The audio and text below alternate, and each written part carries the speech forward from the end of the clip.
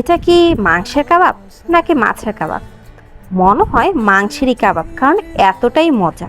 আপনার যদি না বলেন এটা কেউই বুঝতে পারবে না এটা আসলে কিসের কাবাব। হ্যালো, আসসালামু আলাইকুম এভরিওয়ান।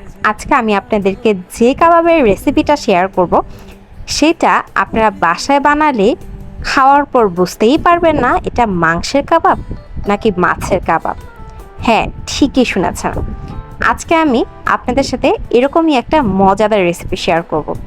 এই কাবাবটি বানানোর পর বড় থেকে ছোট একদম চেটে পুটে খাবে এবং বুঝতেও পারবে না যে তারা মাছের কাবাব খাচ্ছে। অনেক বাচ্চারাই আছেন যারা মাছ খেতে পছন্দ করে না, আবার অনেক বড়রাও আছেন যারা মাছ পছন্দ করে না। আজকে আমি আপনাদেরকে সামুদ্রিক একটি মাছ, টুনা ফিশের কাবাব দেখাচ্ছি। আপনারা টুনা ফিশের বদলে অন্য যে কোনো মাছও এখানে ব্যবহার করতে পারেন।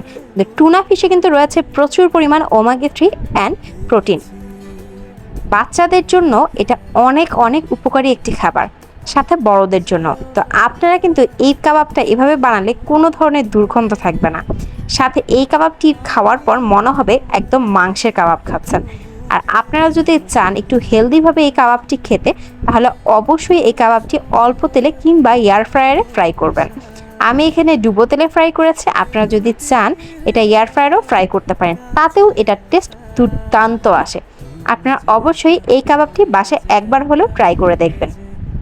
আর আমার এই কাবাব কিন্তু বানানোর পর বাসায় বুঝতেই পারেনি এটা মাছ না মাংসের কাবাব, কারণ এটা খাওয়ার টাইমে একদম মাংসের মতো অবিকল টেস্ট এসেছে।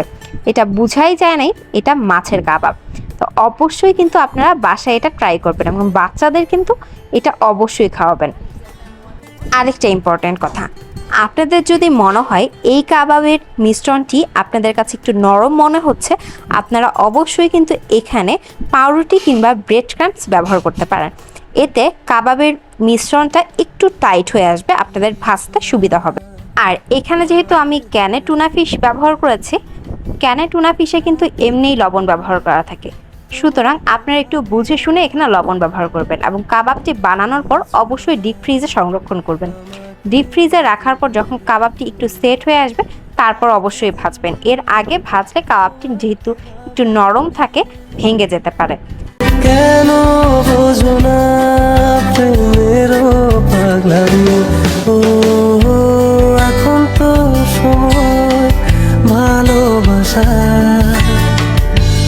এ দুটি হৃদয় কাছে আসা। তুমি যে একা